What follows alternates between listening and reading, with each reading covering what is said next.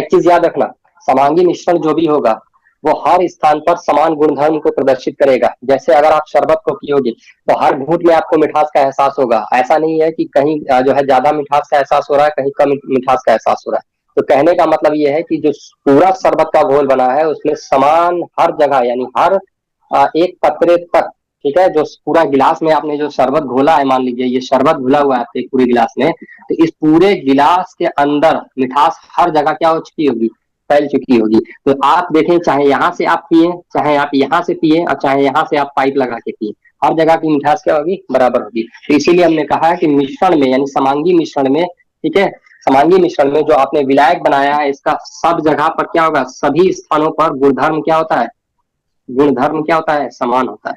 ठीक है, कहने का मतलब यह है हमें ऐसे घोल को देखना है जो पूर्णतः एक दूसरे में क्या हो जाते हो, मिल जाते हो, समा जाते हो। तो कैसे घोल होंगे, समांगी मिश्रण होंगे।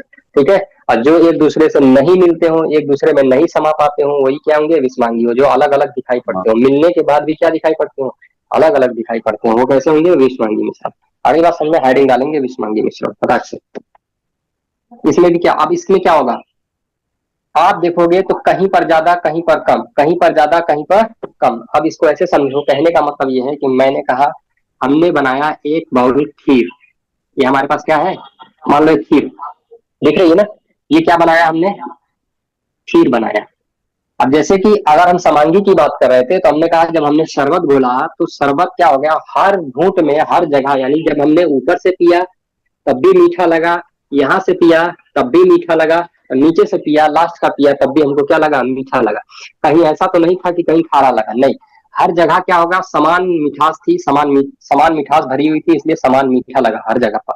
लेकिन अब हमने कहा यहाँ है खीर, ठीक है, तुम कहोगे सर यहाँ भी तो मीठा ही लगेगा, नहीं, समझो पूरी मसला समझो। ठीक है, मैं कह रहा हूँ कि हमने बना ली एक खीर, ठीक है, अब इसमें हमने क्या डाला है, किशमिश।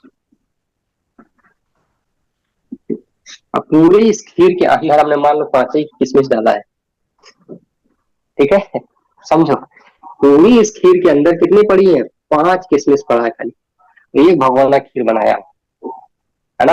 अब बताओ हर चम्मच में किशमिश मिलेगा, नहीं है, तो हर चम्मच में किशमिश मिल जाएगा तुमको। तो क्या आप कह सकते हो कि किशमिश यहाँ है, किशमिश यहाँ है, किशमिश यहाँ है, किशमिश यहाँ, आपको पता है किशमिश कहाँ पर है, नहीं पता है। अब मिला दिए उसमें डाल के तो पता है कहाँ पे है ना। अब तो ऐसे ही, अब क्या है कि पता चला कहीं आपने यहाँ चम्मच मार दिया, ठीक है, जब चम्मच मारा तो यहाँ किशमिश आ गई, लेकिन जब आपने यहाँ चम्मच मारा तो किशमिश नहीं है। क्लियर हो रही मेरी बातें, ध्यान से समझो। कहने का मतलब ये है कि कभी आपने यहाँ पे मार दिया तो यहाँ किशमिश थी तो आपको मिल गई, लेकिन अगर यहाँ पे आपने जो चम्मच लगाया तो यहाँ तो किशमिश थी ही नहीं, नहीं मिली आपको। तो मालूम ये हुआ कि जो विषमांगी मिश्रण होता है इसके सभी स्थानों पर गुणधर्म समान नहीं होता है। तो कहीं पर गुणधर्म सही होगा, कहीं पर गुणधर्म समान नहीं होगा। अब समझ में आ गई बात मेरी, यही समझाना था। क्लियर, फटाक से। बालू और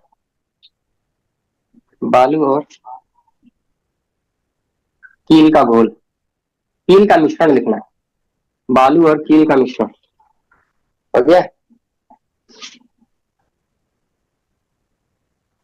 पानी सर, और बालू और कील का मिश्रण, पानी और बालू का मिश्रण, पानी और बालू का मिश्रण, आई बात समझ में, ठीक है, पानी और बालू का मिश्रण। तो ऐसे मिलाते चले जाओ, ढेर सारे मिश्रण बनेंगे आपके, ठीक है। और आप कौन सा बना सकते हो, हाँ, क्या कर सकते हैं, क्या कर सकते हैं, हाँ, दूध और चावल का मिश्रण, ठीक है, ये अलग दिखेगा, ये अलग दिखेगा, ठीक है, तो ये घुलेगा नहीं, चावल आप उसमें कितना भी घुलते रहिएगा दूध के अंदर घुलेगा नहीं। क्लियर, ये ढेर सारे आपके एग्जाम्पल हो गए। अगला हेडिंग डालेंगे फटाक से आप लोग, ठीक है, समांगी हो गया, विषमांगी हो गया। अब हेडिंग डालना विलियन। विलियन, आप देखो ये विलियन विलियन हम कर रहे थे, विलियन होता क्या है, सोल्यूशन, विलियन, चलो विलियन देखो क्या होता है। अब विलियन किसको कहते हैं समझो, यहाँ तक समझ में आ गई बातें, समांगी मिश्रण विषमांगी मिश्रण समझ में आया सभी को, सबको समझ में आ गया। जी सर। हाँ तब ठीक है। समझ में आ गया विषमांगी और समांगी? देखो बिल्कुल आसान चीजें हैं, ज्यादा कुछ है नहीं, ठीक है। और एकदम ये ऑफलाइन क्लास की तरह समझो, आराम से समझो, कोई दिक्कत नहीं है, कोई परेशानी नहीं है, और ये क्लासें कभी ऑफ नहीं होंगी, ठीक है। चलो, अब ये विलियन का समझो क्या होता है विलियन, ठीक। देखो अगर मैं कहूँ विलियन क्या है, विलायक क्या है, समझो कि विलियन क्या होता है, जब हम दो किसी भी जो है, मान लो कोई तत्व और तत्व को मिला दे, ठीक है, चाहे यौगिक और यौगिक को मिला दे, ठीक है। अब ये तो नहीं किसी को बताने की जरूरत है कि तत्व क्या होता है, यौगिक क्या होता है। कोई ऐसा बच्चा कि इसको लगे कि हाँ हमको तत्व बताइए तो यौगिक बताइए, दोनों मालूम हो गया है ना, तत्व क्या होता है, यौगिक क्या होता है। हाँ, तत्व वो है जिनको आप अलग नहीं कर सकते, ठीक है, एक से अधिक भागों में बांट ही नहीं सकते। और दो तत्वों को मिलाने से क्या बनता है, यौगिक बनता है। तो अगर आप तत्व को तत्व से मिला दें या यौगिक को यौगिक से मिला दें, या आप एलिमेंट को एलिमेंट से मिला दें या कंपाउंड को कंपाउंड से मिला दें, ठीक है, तो एक जो नया प्रोडक्ट मिलेगा, ठीक है, चाहे एलिमेंट को एलिमेंट से मिलाने पर या कंपाउंड को कंपाउंड से मिलाने पर, तो ये जो नया तत्व मिलेगा, आई बात समझिए, उसी को हम क्या कहेंगे, विलियन कहेंगे। तो जैसे आपने मैंने कहा कि चीनी, ठीक है, और पानी, ठीक, ये पानी अलग चीज है, चीनी अलग चीज है, इसकी प्रॉपर्टी अलग है, इसकी प्रॉपर्टी अलग है, ठीक है, इसका बिहेवियर अलग है, इसका बिहेवियर अलग है। लेकिन इन दोनों को जब हमने मिला दिया तो आपने कहा ये क्या है, ये क्या है, शरबत है। तो हमने कहा इसको चीनी पानी क्यों नहीं कह रहे हैं आप, इसको आप चीनी पानी भी कह सकते हैं। लेकिन आप कहोगे नहीं सर जी ये पगला नहीं ना है, इसको शरबत कहा जाता है, इसको चीनी पानी नहीं कह सकते हैं आप, इसको क्या कहेंगे, शरबत कहेंगे। अरे हमने कहा कि नहीं, जब पानी के अंदर चीनी मिला करके इसको बनाया गया है, अब इसको शरबत क्यों कह रहे हैं, आई बस समझ में। इसको क्या कहा है, इसको क्या कह सकते हैं, चीनी पानी भी तो कह सकते हैं। लेकिन आपने कहा नहीं सर जी, इसका नया नाम होता है जब चीनी और पानी को घोल दिया जाता है, तो ये जो नया प्रोडक्ट बना है इसको शरबत कहते हैं, और यही शरबत क्या कहलाएगा, विलियन कहलाएगा। सिंपल, समझ में आ गई बात, ठीक है। तो यही जो प्रोडक्ट बना आपका नया प्रोडक्ट, यही क्या है, विलियन है, ठीक है। इसी प्रकार से अगर दूध और पानी, आपने लिखा होगा मैथ के अंदर, हमने कहा आपने देखा होगा, लिखा होगा कि कोई जो है 10 लीटर का एलटीआ 10 लीटर के पात्र में दूध और पानी का विलियन बोला होगा। दूध और पानी का क्या है, विलियन, क्या है, विलियन। तो मालूम यह हुआ कि जब दो तत्वों को, दो एलिमेंटों को या दो कंपाउंड्स को आपस में मिला देने पर एक नया मिश्रण प्राप्त होता है, उसी को हम क्या कहते हैं, विलियन कहते हैं। सिंपल सी बात है, ठीक है। अब ये चीनी और पानी का घोल की अगर बात करें तो है ये समांगी मिश्रण, लेकिन ये जो शरबत प्राप्त हुआ है इसको क्या बोलेंगे, विलियन बोलेंगे, इसको क्या बोलेंगे, विलियन बोलेंगे। क्लियर। इसमें एक चीज याद रखना भाई, ठीक है, विलियन हमेशा कैसा रहेगा, हमेशा ये कैसा होगा, समांगी होगा। विलियन हमेशा क्या होगा, समांगी होगा। क्लियर हो गई बातें, ठीक है। अब जैसे हम आपसे कहें अल्कोहल, शराब, शराब है, मदिरा है, आ गई बात समझ में। तो इसमें कुछ परसेंट क्या होता है भाई, इसके अंदर आप कहोगे सर इसका क्या होता है, C2H5OH, एथिल एल्कोहल, ठीक है। तो इसके अंदर आप देख रहे हो कार्बन भी है, हाइड्रोजन भी है, आगे बात समझे, ऑक्सीजन भी है। लेकिन ये क्या है, सब ऐसे घुले हुए हैं कि एक दूसरे में क्या हो गए हैं, मिल गए हैं, ठीक है। तो ये जो विलियन है, कैसा विलियन बना है, समांगी विलियन है। आगे बात समझ में। तो ये जो विलियन है कैसा विलियन है, समांगी विलियन। हाँ, और उसी प्रकार से दूध और पानी को जब हमने मिला दिया तो दोनों आपस में क्या हो गए हैं, घुल गए हैं, ठीक है। अब सोचो अगर आप, हाँ, मैं आपसे कह रहा हूँ कि मान लो कि ये दूध और पानी का, ये कैसा विलियन है, समांगी विलियन है। लेकिन अगर आपसे कहूँ पानी और तेल, ठीक है, आपस में मिल जाएगा, ये कैसा विलियन है, विषमांगी मिश्रण। हाँ, ये कैसा हो जाएगा, विषमांगी होगा। कहने का मतलब ये चीजें बिल्कुल अलग दिखाई पड़ रही हैं, समझ गए आप लोग। अब आपको धीरे धीरे चीजें क्या हो रही हैं, समझ में आ रही है, ठीक है। ऐसा मिश्रण है, विषमांगी मिश्रण है। तो क्या यह विलियन होगा, बताओ, इसको विलियन कह सकते हैं। अगर तेल और पानी को एक आपस में मिला दें, हाँ, तो इसको क्या विलियन कह सकते हैं। तो विलियन होने के लिए सबसे पहली खासियत, नहीं हो सकता, तो बहुत समझ में आएगा सब कुछ, ठीक है। पानी और तेल का मिश्रण विलियन नहीं है भैया, क्योंकि विलियन होने के लिए सबसे पहले क्या होना चाहिए, समांगी होना चाहिए, ठीक है, समांगी होना चाहिए, ठीक है। विलियन की सबसे पहली प्रॉपर्टी यह है कि वह विलियन कैसा होना चाहिए, समांगी होना चाहिए, तब वो क्या कहलाएगा, विलियन कहलाएगा। अब हम आपसे कह रहे हैं चीनी और नमक और पानी का घोल कैसा घोल होगा। अगर नमक और पानी को मिला दिया हमने, ठीक है, नमक और पानी को मिला दिया हो तो ये विलयन कैसा है, ये सॉरी मिश्रण कैसा है। अगर मैं आपसे कहूं कि ये कौन सा मिश्रण है, ये कौन सा है, समांगी मिश्रण है। अब अगर समांगी मिश्रण है तो इसको क्या कह सकते हैं हम, ये जो नया प्रोडक्ट बना होगा, हाँ, ये इसको WHO घोल भी बोलते हैं। ठीक है, इसमें नमक थोड़ा सा क्या मिला दो, चीनी, तो ये कौन सा घोल बन जाएगा, WHO घोल। ठीक है, हाँ, ये WHO घोल है भाई। आपको जब बहुत ज्यादा उल्टी हो जाए, बहुत ज्यादा जो है आपको जो है लूज मोशन हो जाए, तो आपको क्या करना चाहिए, पानी के अंदर थोड़ा सा नमक चीनी मिला करके पी लेना चाहिए। इससे आपका जो भी ग्लूकोज खत्म हुआ है बॉडी के अंदर, क्या होता है, रीजनरेट होने लगता है। तो इसको कौन सा घोल बोलते हैं, WHO, वर्ल्ड हेल्थ ऑर्गेनाइजेशन घोल। क्लियर हो गई बात है। ठीक है, तो अब आप देखोगे कि ये पानी के अंदर नमक और पानी के अंदर चीनी दोनों घुल जाएगा कि नहीं घुलेगा, घुल जाएगा ना। तो अब इस विलियन को हम क्या बोलेंगे, इस विलियन को इस ये जो नया प्रोडक्ट मिला है ये WHO घोल, ये घोल को हम क्या बोलेंगे, विलियन। विलियन, आप समझ में आ गई बात है। ठीक है, पदार्थ, पदार्थ की अवस्था परिवर्तन, अवस्था परिवर्तन,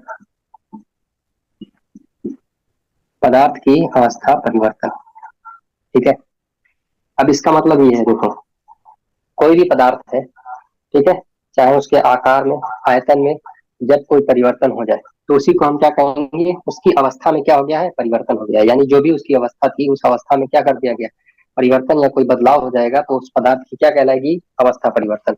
अवस्था परिवर्तन दो प्रकार से हो सकता है। ठीक है, या तो आप उसको क्या कर दें, हिमांक यानी जमा दें। ठीक है, तो जिस भी ताप पर कोई वस्तु या कोई तत्व जम जाए, है ना, या हिमांक हो जाए, ठीक, उसे उस वस्तु का फ्रीजिंग पॉइंट कहते हैं, फ्रीजिंग पॉइंट कहते हैं। क्लियर हो गई बातें, तो हम सीधे सीधे कहेंगे। तो अब क्या होगा, या तो आप उसको क्या कर दीजिए, जमा दीजिए, या उसको आप क्या कर दीजिए, पिघला दीजिए, या उसको क्या कर दीजिए, गला दीजिए। तो इसको क्या कहेंगे, जब अगर आप उसको गलाएंगे तो ये क्या हो जाएगा, गलनांक, गलनांक। क्लियर हो रही बातें। तो इसको क्या कहेंगे, गलनांक को अंग्रेजी में मेल्टिंग पॉइंट, मेल्टिंग पॉइंट। ठीक है, सिंपल सी बात है। तो हिमांक है और क्या है, गलनांक। दो ही चीजें करके आप क्या कर सकते हैं, किसी भी वस्तु को उसकी अवस्था से परिवर्तित कर सकते हैं। अब अगर मेरे पास कोई भी वस्तु है या कोई भी तत्व है, ठीक है, तो मैं क्या करूंगा, उसके ताप में कमी कर करके क्या कर सकता हूँ, उसको उसकी अवस्था में परिवर्तन कर सकता हूँ। जैसे मैं कहूँ अगर मेरे पास पानी है, ठीक है, तो पानी को कितना डिग्री सेल्सियस, 0 डिग्री सेल्सियस तक अगर ठंडा कर दूं, ठीक है, यानी इसको क्या कर दूं, ताप को इसके क्या कर दें, कम कर दें। आगे बात समझ में, तो पानी किस में बदल जाएगा, बर्फ में बदल जाएगा। ठीक है, किसमें बदल जाएगा, बर्फ में बदल जाएगा। सिंपल सी बात है। अब बर्फ के अगर आपने जिस भी बर्तन में आपने इसको जमाया होगा, वैसा इसका क्या हो जाएगा, आकार हो जाएगा। चौकोर बर्तन है तो चौकोर हो जाएगा, गोल बर्तन है तो गोल हो जाएगा। ठीक है, बेलन बर्तन है तो बेलन जैसा हो जाएगा। तो कहने का ये मतलब है कि जब किसी भी तत्व को आप या तो उसको जमा देते हैं तो उसके अवस्था में क्या हो जाता है, परिवर्तन हो जाता है, या किसी पदार्थ को या किसी भी हम कहें तत्व को गला देते हैं तो भी उसके अवस्था में क्या हो जाएगा, परिवर्तन हो जाएगा। अब हिमांक क्या है, गलनांक क्या है, तो ऐसे समझे, कोई भी पदार्थ, ठीक है, या कोई भी वस्तु या कोई पदार्थ या कोई तत्व है, ठीक है, वह तापमान, जिस तापमान पर वो क्या हो जाता हो, जम जाता हो, उसे उस वस्तु या उस पदार्थ का क्या कहेंगे, हिमांक कहेंगे। क्लियर हो रही बात है। अब अलग अलग पदार्थ है और अलग अलग पदार्थों के अलग अलग क्या होते हैं, हिमांक होते हैं। ठीक है, अब जैसे कि अगर मैं तुमसे कहूं कि हिमांक की अगर बात आ गई है तो हिमांक में समझो सबसे ज्यादा हिमांक किसका होता है, हिमांक मतलब फ्रीजिंग पॉइंट। यहाँ इसको हटा रहा हूं मैं, तो आप यहाँ तक समझ गए मेरी बात को। ठीक है, हिमांक बिंदु या फ्रीजिंग पॉइंट वह पॉइंट होता है जिस पॉइंट पर कोई भी तत्व पदार्थ क्या हो जाता हो, जम जाता हो। तो पानी का अगर आपसे फ्रीजिंग पॉइंट पूछा जाएगा तो क्या हो जाता है, 0 डिग्री सेल्सियस पानी का क्या है, फ्रीजिंग पॉइंट है। और ऐसे ही अलग अलग तत्व हैं। तो हाइड्रोजन की अगर आपसे बात की जाएगी तो हाइड्रोजन का जो फ्रीजिंग पॉइंट होता है 259 डिग्री सेल्सियस। ठीक है, ये हाइड्रोजन का होता है। हीलियम की अगर बात करेंगे तो हीलियम का कितना होता है, माइनस कहेंगे सॉरी, -259 डिग्री सेल्सियस।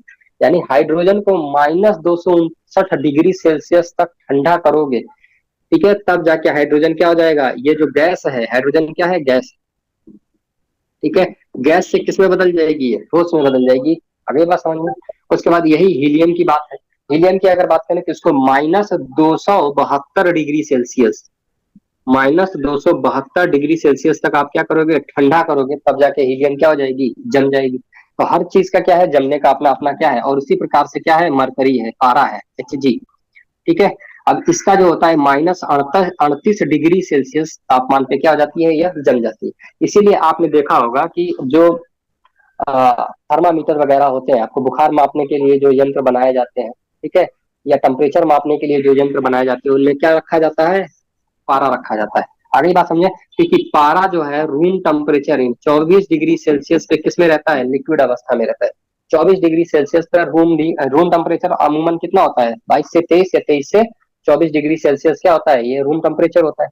ठीक है, तो ये रूम टेम्परेचर पर किस अवस्था में मिलता है हमें, ये है क्या, तत्व है, याद रखना भाई, तत्व है। ठीक है, लेकिन रहता किस अवस्था में है, लिक्विड अवस्था में रहता है, तरल अवस्था में रहता है। अगली बात समझ में। तो अब अगर इस लिक्विड को यानी इस तरल को अगर आपको किसमें बदलना है, सॉलिड में बदलना है, तो आपको कहां तक ले जाना पड़ेगा, इसको -38 डिग्री सेल्सियस तक ले जाना पड़ेगा। यानी अगर आप लद्दाख में भी लेके चले जा रहे हैं तो हम -16 डिग्री सेल्सियस से ज्यादा तापमान नहीं होगा, तब भी क्या आपका पारा जमेगा नहीं। अगली बात समझिए, क्योंकि पारे को जमने के लिए कितना टेम्परेचर चाहिए, -38 डिग्री। ठीक है, माइनस में चाहिए, -38 डिग्री। ठीक है, लद्दाख लेह लद्दाख का बहुत ज्यादा मैंने बता दिया, 16 डिग्री सेल्सियस बहुत ज्यादा हो गया। ठीक है, अगर तुम शुक्र की बात करें, शुक्र ग्रह की बात करोगे, तो शुक्र ग्रह की जो बात करें, ठीक है, तो रात के समय में यहाँ का तापमान होता है -173 डिग्री सेल्सियस, -173 डिग्री सेल्सियस। और अगर यही वरुण की बात करूं, अरुण की बात करूं, अरुण ग्रह की बात करूं, तो यहाँ पर जो तापमान होता है -273 डिग्री सेल्सियस होता है। ठीक है, तो अब आप देखो कि यहाँ पर अगर आप ले जा रहे हो हीलियम को, हीलियम को यहाँ अरुण ग्रह पे ले जाओगे तब ये जमेगा। ठीक है, और अगर हाइड्रोजन और हीलियम को अगर शुक्र ग्रह पे ले जाओगे तो वहां का 173 ही है, तब भी ये जमेंगे नहीं, यानी कि शुक्र ग्रह पर भी ये दोनों नहीं जमेंगे। इसको अरुण ग्रह पे ले जाओगे तो शायद जम जाए। ठीक है, लेकिन Hg की अगर मैं बात करूं, ठीक है, पारे की अगर बात करें, तो इसको आपको जमाने के लिए कितना डिग्री सेल्सियस तापमान कम करना पड़ेगा, -38 डिग्री सेल्सियस तापमान क्या करना पड़ेगा, कम करना पड़ेगा। तो ये अलग अलग तत्व है, अलग अलग तत्व के अलग अलग क्या होते हैं, फ्रीजिंग पॉइंट होते हैं। अगली बात समझ में। तो कोई जल्दी खुश हो जाता है, कोई जल्दी खुश नहीं होता है, किसी को ढेर सारा चीज चाहिए होता है खुश होने के लिए। अगली बात समझ में। तो अपनी अपनी खुशी का क्या है, अलग अलग तरीका है। ठीक, फटाक से लिखो भाई, हिमांक और बिंदु, गलनांक बिंदु।